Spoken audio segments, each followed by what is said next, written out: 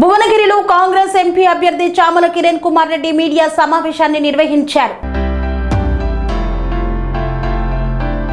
Bhuvanagiri parliament నియోజకవర్గ ప్రజలందరికీ కూడా నేను కృతజ్ఞతలు తెలియజేస్తున్నా. ఎందుకంటే అత్యధికంగా పోలింగ్ శాతం నమోదు చేసిన 77 పోలింగ్ శాతం నమోదు చేసినందుకు ఎగ్జిట్ పోల్స్ చూస్తుంటే Gujarat model exit polls అనిపిస్తుందన్నారు.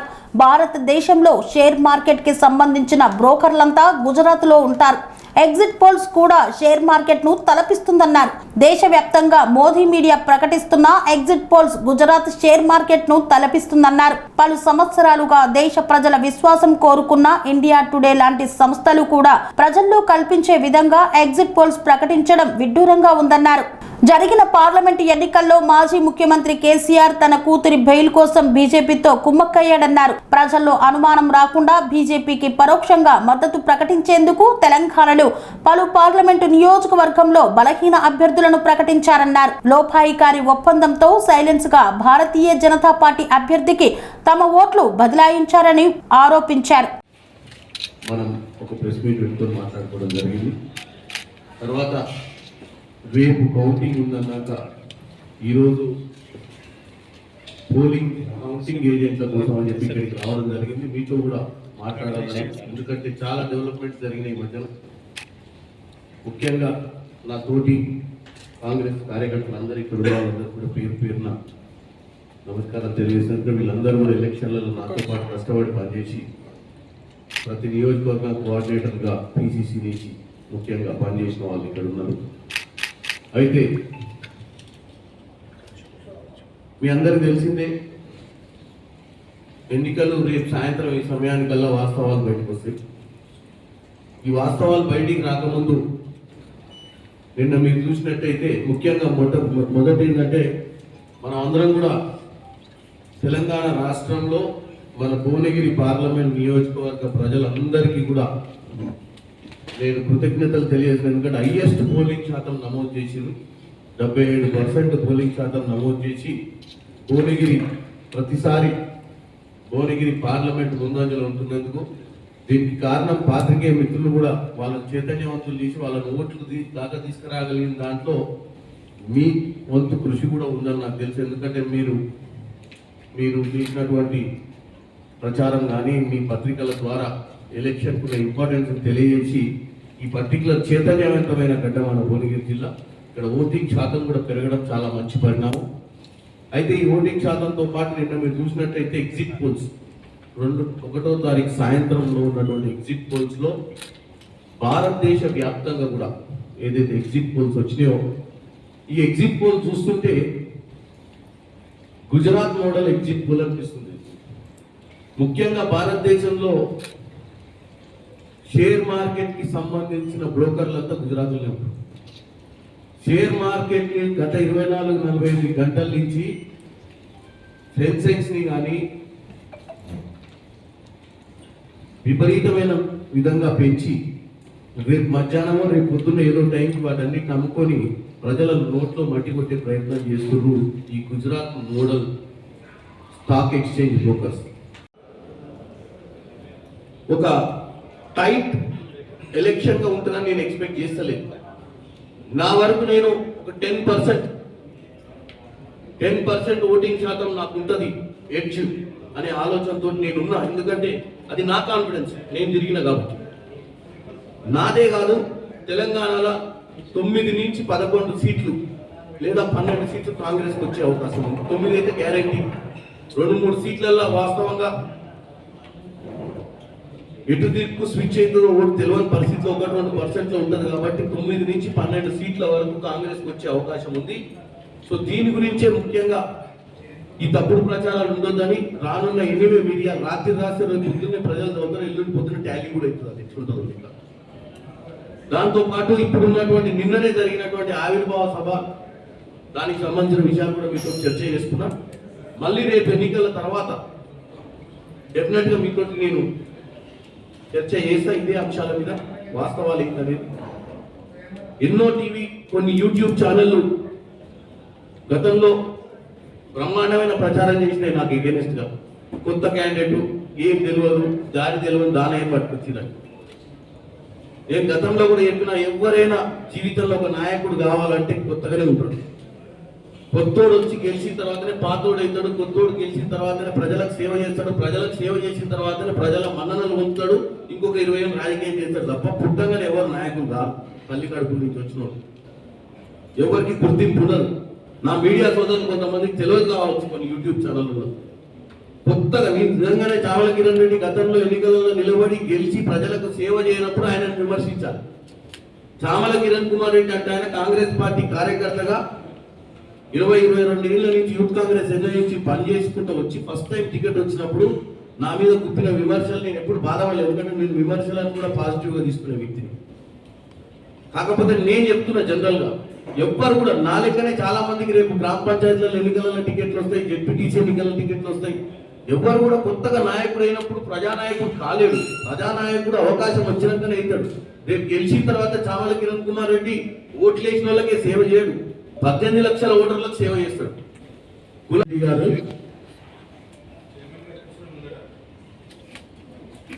Rakesh Reddy గారికి బీజేపీ నుంచి నిలబడ్డ ఆయనకు బీఆర్ఎస్ ఓట్స్ ఇచ్చాయి. అంటే రాష్ట్ర రాజకీయాలు ఎలాంటి పరిస్థితికి వచ్చినాయంటే ప్రతి ఎన్నికకు ఒక అండర్స్టాండింగ్ తోటి ముందుకు పోతున్నారు వీళ్ళు. నిన్న మొన్ననే మీరందరూ చూసారు ఈ పరిణామాల మధ్యన, ఇలాంటి పరిణామాల మధ్యన ఈ ఫోన్ ట్యాపింగ్ వ్యవహారంలో క్లియర్ కట్ గా మన ఫోన్ ట్యాపింగ్ లో రాధాకిషన్ గారు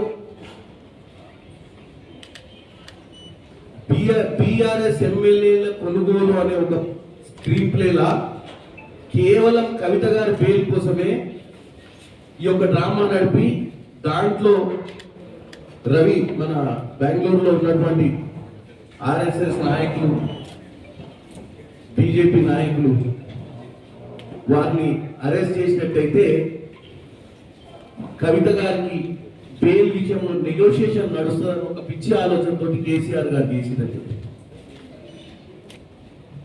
సో నేను చెప్పేది ఏంటంటే ఇక్కడ ఉన్న పరిస్థితులు తెలంగాణ ప్రజలు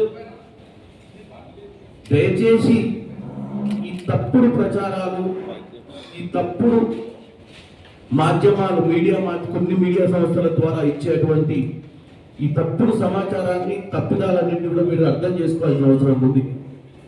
ఎందుకంటే నిన్న ఆవిర్భావ సభ జరిగింది. మొట్టమొదటిసారిగా 10 ఏళ్ల తర్వాత సోనియా గాంధీ గారు తెలంగాణ ఇచ్చిన తర్వాత, తెలంగాణలో మొట్టమొదటిసారి కాంగ్రెస్ ప్రభుత్వం వచ్చిన తర్వాత ఆవిర్భావ సభలు పెట్టుకుంటే మా పార్టీ మాజీ ముఖ్యమంత్రి వర్యులు బీఆర్ఎస్ పార్టీ అధ్యక్షులు కల్వకుంట్ల చంద్రశేఖరరావు గారిని ఆహ్వానం పంపితే 25 పేజీల లెటర్ రాసి పంపిండు. ఎందుకు రాలేకపోతున్నారు? దయ్యాలు వేదాలు వలికినట్టుంది ఆయన రాసిన ఉత్తరం. 10 ఏళ్ల పాలనను బీఆర్ఎస్ నాయకునిగా, ముఖ్యమంత్రిగా ప్రజలు నీకు అవకాశం ఇస్తే క్లియర్ కట్ గా ప్రజలను ఎట్లా మోసం చేసినవో, నిన్న మొన్న జరుగుతున్నటువంటి పరిణామాలు, కాళేశ్వరం గడిలో చిత్తశుద్ధి లేకుండా 1,50,000 కోట్లు అప్పు చేసి కాళేశ్వరం రాష్ట్రంలో ఇన్ని అప్పులైంది, కాళేశ్వరం ప్రాజెక్ట్ కడితే ఆ ప్రాజెక్ట్ కూలిపోయే పరిస్థితికి వచ్చి కూడా నువ్వు ఇంకా 25 పేజీల ఉత్తరం రాసినావంటే నవ్వొస్తుంది. ఫోన్ ట్యాపింగ్ వ్యవహారం గురించి క్లియర్ గా రోజు వింటున్నాం. అసలు ఫోన్ ట్యాపింగ్ అంటేనే మనం ప్రజాస్వామ్యంలో ఉన్నామా లేదా అనే పరిస్థితికి దిగజారుతాం. ప్రజాస్వామ్యంలో కేసీఆర్ గారికి ప్రజలు కొత్త రాష్ట్రంలో ముఖ్యమంత్రి హోదా ఇస్తే అసలు అధికారంలోకి వెళ్ళి బయటికి పోవద్దన్న ఉద్దేశంతో ఎంత వాడుకోవాలో అంత దుర్వినియోగం చేసిండు ఆయన పవర్ని. మీ అందరికి తెలిసిన విషయం ఇక్కడ, ఎందుకంటే అట్లీస్ట్ మన దగ్గర మన మీడియా కూడా వాస్తవాలు చెప్తున్నారు. నిన్న నేను చూసినట్టయితే చిన్న చిన్న ఛానల్స్ నుంచి గతంలో కొన్ని యూట్యూబ్ ఛానల్స్ నా మీద వ్యతిరేకంగా మాట్లాడినటువంటి యూట్యూబ్ ఛానల్స్ కూడా వాస్తవాలు మాట్లాడే పరిస్థితికి వచ్చినాయి ఇక్కడ జరుగుతున్న పరిణామాలతోటి. ఎందుకంటే 24 గంటలలో తెలిసే జాతకం గురించి మనం అబద్ధాలు చెప్పడం వల్ల దాంట్లో మనకు కడుపు నింపుకునే పరిస్థితి ఏమి ఉండదు. తర్వాత మనం ఏదైనా ఫ్యూచర్లో చెప్పిన విషయాలు కూడా వాస్తవాలు కాదని తెలిసే అవసరం వస్తుంది. కాబట్టి మన దగ్గర ఉన్నటువంటి సంస్థలన్నీ కరెక్ట్గా చెప్తున్నాయి. ఇకపోతే బీఆర్ఎస్ పార్టీ, బీజేపీ మొన్న జరిగినటువంటి ఎలక్షన్లలో మీరు క్లియర్గా చూసారు. 85,000 ఓట్లు వచ్చిన బీఆర్ఎస్ బీజేపీ మన ఎన్నికలలో ఒకేసారి రెండో స్థానానికి వచ్చి ఈ తీవ్రమైన పోటీల కాంగ్రెస్ తోటి బీజేపీ ఉంది అంటే ఇక్కడ దానికి కారణం బీఆర్ఎస్ ఓట్లు స్విచ్ కావడం. అది మీ అందరికి తెలిసి దీన్నే సైలెంట్ ఓటింగ్ గా మనం పరిగణనలో తీసుకుంటూ చాలా మంది ఏదో జరిగిపోయింది, సైలెంట్ ఓటింగ్ ద్వారా ఏదో జరిగిపోయింది, సైలెంట్ ఓటింగ్ ద్వారా ఎంత పర్సెంటేజ్ ఆఫ్ ఓట్ స్విచ్ అయిందో తెలియదు. కాబట్టి చాలా నియోజకవర్గాలు, నాగర్ కర్నూలు నియోజకవర్గం కానీ, మహబూబ్ నగర్ నియోజకవర్గం కానీ, ఈవెన్ భువనగిరి నియోజకవర్గం కానీ, ఇంకొక కొన్ని స్థానాలు జైరాబాద్ నియోజకవర్గం, ఇవన్నీ కాంగ్రెస్ గెలుస్తాయన్న ఆలోచనతో ముందుకు పోయే నియోజకవర్గాలలో కూడా సైలెంట్ ఓటింగ్ జరిగింది.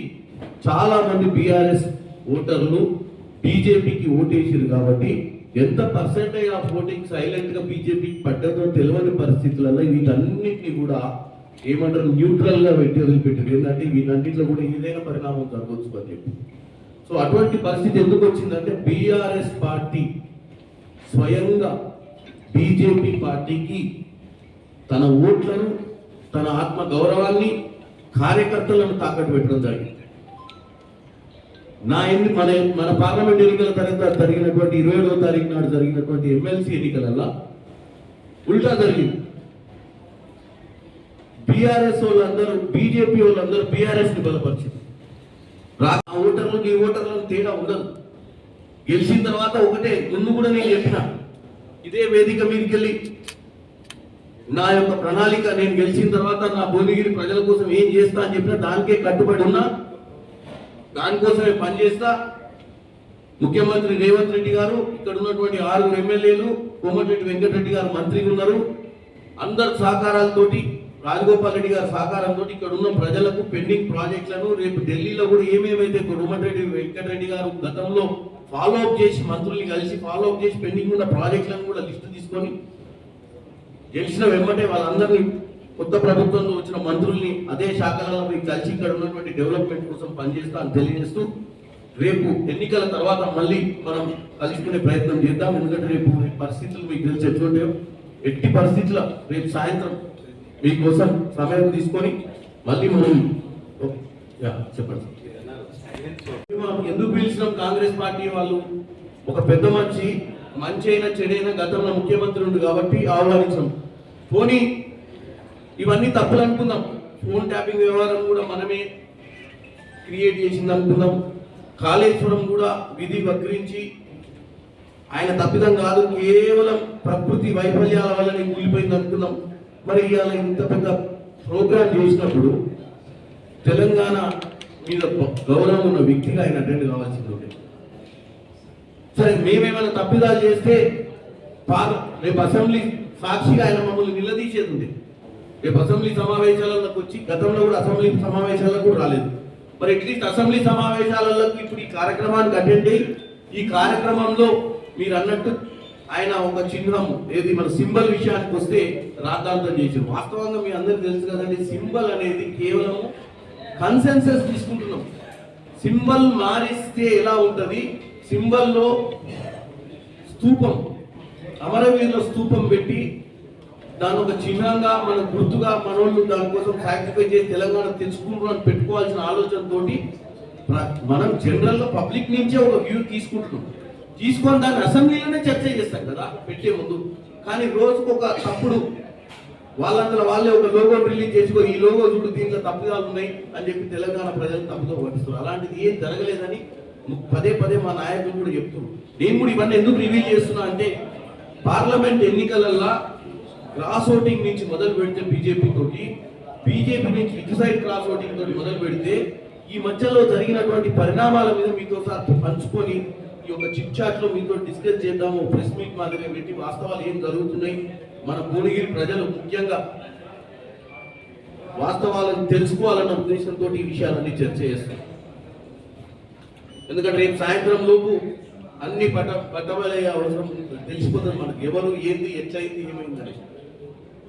నేనైతే నా అంతలు నేను 7 నియోజకవర్గాలలో 40 సభలు పెట్టి తిరిగిన. ఓటింగ్ లో గత ఎన్నికలలో 6 నియోజకవర్గాలలో గెలిచినటువంటి 6 ఎమ్మెల్యేలు కూడా నా కోసం సాయశక్తులు కష్టపడి బూత్ మేనేజ్మెంట్ చేస్తూ ప్రతి బూత్ లో ప్రతి ఇంటింటికి ప్రచారం చేస్తూ బూత్ దాకా తీసుకొచ్చి ఓట్లు వేయించే ప్రక్రియ మా ఎమ్మెల్యేలు చేసిర్రు. దాంతోపాటు రాజగోపాల్ రెడ్డి గారు ముఖ్యంగా భువనగిరి పార్లమెంట్ ఇన్ఛార్జిగా అబ్జర్వర్గా తీసుకొని నాతో పాటు రాత్రి పగలు పనిచేస్తూ ఆయనకున్నటువంటి అనుభవాన్ని, ఆయనకున్నటువంటి ప్రజల కార్య మీద ఉన్న అభిమానాన్ని నా కోసం ఓటేయమని అడుగుతూ ఆయన తిరగడం జరిగింది. ఇవన్నీ చూస్తే మీడియా ఛానళ్ళు కూడా ఎగ్జిట్ పోల్స్ ని ఎగ్జాజరేటెడ్ గా, అంటే అనుకున్న దానికంటే కూడా ఎక్కువగా ఎగ్జిట్ పోల్స్ చేయడం జరిగింది. ఇండియా టుడే యాక్సిస్ అనేది మీరు చూసినట్టయితే గతంలో కొంచెం మొత్తంతో పేరున్నటువంటి సర్వే, దాంట్లో తెలంగాణలో 4 సీట్లు అంటున్నారు కాంగ్రెస్. నేను ఇప్పుడు మాట్లాడుతున్నా, రేపు సాయంత్రం ఇదే సమయానికి తెలంగాణలో కాంగ్రెస్ కి 4 సీట్లు వస్తాయా, 10 సీట్లు వస్తాయా, 12 సీట్లు వస్తాయో తెలుస్తాయి. ఎందుకంటే ఒక రెప్యుటేషన్ ఉన్న సంస్థను కూడా ఈరోజు, ఎందుకంటే పక్క రాష్ట్రాల గురించి మనం మాట్లాడుకుంటే ఇక్కడ కూర్చొని దానికి అవగాహన ఉండకపోవచ్చు. మనకు హిమాచల్ ప్రదేశ్లో 4 సీట్లలో నేను ఇవాళ పొద్దున మాట్లాడితే 2 సీట్లలో కాంగ్రెస్ వచ్చే అవకాశం ఉంది. సిమ్లా సీట్ల కంగనా రనౌత్ కూడా ఓడిపోతుంది మండీలో. అక్కడ విక్రమాదిత్య అని చెప్పి వీరభద్ర సింగ్ కొడుకు గెలవబోతుండు. సిమ్లాల నా మిత్రుడు వినోద్ సుల్తాన్పూరే గెలవబోతుండు. కానీ 4 సీట్లు బీజేపీకి చూపించినటువంటి పరిస్థితి ఉంది. అంటే కొన్నిటి మాత్రమే నేను శాంపుల్ చెప్తున్నా, కొన్ని శాంపుల్స్ ప్లస్ మన సొంత నియోజకవర్గాలు ఇక్కడ ఉన్నటువంటి తెలంగాణలో ఉన్నటువంటి వాటి మీద కూడా మనకు అవగాహన ఉంది. మన దగ్గర కూడా సర్వేలు నడుస్తాయి, మనం కూడా మాట్లాడుకుంటాం. 4 సీట్లు కాంగ్రెస్ కి చూపేయడం ద్వారానే మనకు అర్థమైపోయింది ఈ ఎగ్జిట్ పోల్ అనేది టోటల్ గా మేనేజ్ చేసి భారతదేశంలో డిమోరలైజ్ చేసేటువంటి పరిస్థితి చేస్తూ, దీంట్లో కూడా వ్యాపారాన్ని చూసుకున్నటువంటి మోడల్ గా గుజరాత్ కు సంబంధించిన పెట్టుబడులదారు చేసినటువంటి ఇన్ఫ్లుయెన్స్ తోటి ఈ యొక్క ఎగ్జిట్ పోల్ ని ఆపరేట్ చేయడం జరిగినట్టుగా నాకు డౌట్లు వస్తున్నాయి. దాన్ని రేపు సాయంత్రం కల్లా మనకు తెలిసిపోతుంది. సెన్సెక్స్ ఎంత పడిపోతుందో, ఎంతమంది జీవితాలు ఆగమైపోతాయో ఈ 24-48 గంటలలో ఈ షేర్ మార్కెట్ ద్వారా ఈ ఎగ్జిట్ పోల్స్ మీద ఏం ప్రభావం ఉంటుందో, భారతదేశంలో మీడియా సంస్థలు ఎట్లా పనిచేస్తున్నాయో కొన్ని పెద్ద పెద్ద మీడియా సంస్థలు, నమ్మకమైన మీడియా సంస్థలు అనేది తెచ్చిపోయి సో ప్రజల కోసం ఏం చేస్తా అని చెప్పినా దానికే కట్టుబడి ఉన్నా, దానికోసమే పనిచేస్తా. ముఖ్యమంత్రి రేవంత్ రెడ్డి గారు, ఇక్కడ ఉన్నటువంటి 6 ఎమ్మెల్యేలు, కోమటిరెడ్డి వెంకటరెడ్డి గారు మంత్రిగా ఉన్నారు, అందరి సహకారాలతోటి, రాజగోపాల్ రెడ్డి గారి సహకారంతో ఇక్కడ ఉన్న ప్రజలకు పెండింగ్ ప్రాజెక్టులను రేపు ఢిల్లీలో కూడా ఏమేమైతే కోమటిరెడ్డి వెంకటరెడ్డి గారు గతంలో ఫాలో అప్ చేసి, మంత్రుల్ని కలిసి ఫాలో అప్ చేసి పెండింగ్ ఉన్న ప్రాజెక్టులను కూడా లిస్టు తీసుకొని గెలిచిన వెంబటే వాళ్ళందరినీ, కొత్త ప్రభుత్వంలో వచ్చిన మంత్రుల్ని అదే శాఖలలో పోయి కలిసి ఇక్కడ ఉన్నటువంటి డెవలప్మెంట్ కోసం పనిచేస్తా అని తెలియజేస్తూ, రేపు ఎన్నికల తర్వాత మళ్ళీ మనం కలుసుకునే ప్రయత్నం చేద్దాం. ఎందుకంటే రేపు పరిస్థితులు మీకు తెలిసి ఎట్లుంటాయో, ఎట్టి పరిస్థితుల రేపు సాయంత్రం మీకోసం సమయం తీసుకొని మళ్ళీ మనం చెప్పండి.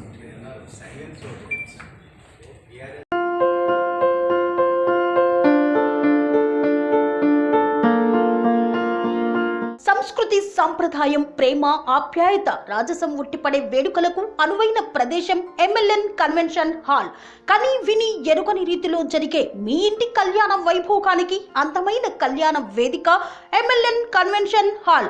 ఎంఎల్ఎన్ కన్వెన్షన్ హాల్ ప్రత్యేకతలు: సువిశాలమైన wedding halls, centralise AC banquet hall మరియు విశాలమైన డైనింగ్ హాల్, వధువరుల కోసం ప్రత్యేక ఏసీ మరియు నాన్ ఏసీ గదులు, నక్షత్రాల వెలుగులో పచ్చని పచ్చికపై పార్టీల కోసం అనువైన గార్డెన్. ఎంఎల్ఎన్ కన్వెన్షన్ లో సీసీటీవీ పర్యవేక్షణతో పూర్తి భద్రత. ఎక్స్పీరియన్స్ అండ్ ప్రొఫెషనల్ వర్కర్స్ గల అన్నపూర్ణ గ్రూప్ వారి సేవలు. 2000 వాహనాలు పార్కు చేసేందుకు సువిశాల పార్కింగ్ సౌకర్యం. మీ ఇంట జరిగే అన్ని శుభకార్యాలకు, పెళ్లి, reception, engagement, birthdays, get together, corporate events, ఏ ఇతర శుభకార్యాలకైనా అందమైన వేదిక ఎంఎల్ఎన్ కన్వెన్షన్ హాల్. బుకింగ్ కోసం సంప్రదించండి 7550438888 మరియు 7550428888. మా అడ్రస్ చీర్యాల లక్ష్మీ నరసింహస్వామి దేవాలయం ప్రక్కన, near outer ring road, Keesara junction, Cheeryal గ్రామం, మేడ్చల్ జిల్లా.